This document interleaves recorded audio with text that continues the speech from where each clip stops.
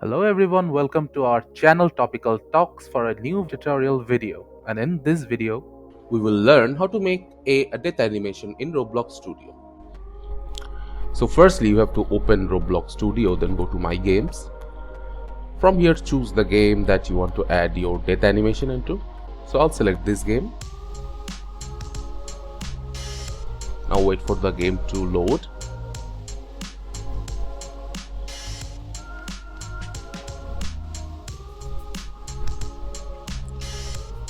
Now after the game loads, you have to navigate to the toolbox section, and under the models selection, click on the search panel and type death animation. Now there will be a lot of script files in here. I'll just select the first one, which is a basic one. Left click on it. The toolbox will ask you to add it into the game. Just click on OK. Now in the workspace section, you will see that a script has appeared. Under the script, there will be another script called a death animation script. All you have to do is drag it into the starter players folder. From there, you have to drag it into the starter character script. Now it's in the starter character script.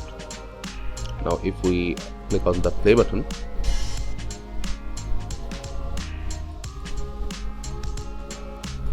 now if we just kill our character, you'll see that instead of rolling down every joint, it has now disappeared completely, which is a very basic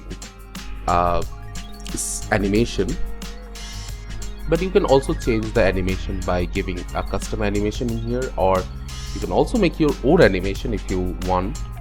So in order to do that, you have to open the script file, and under the fifth line you will see that the animation ID is here. You will change the animation ID to whatever you want to add to in here. So if you create your own animation, then publish it onto Roblox, you can also add it in here, and you can also add various custom animations. So that's how you can change your death animation to a custom death animation in Roblox. thank you again for watching the video. Make sure to like this video and subscribe to our channel, and see you in the next video.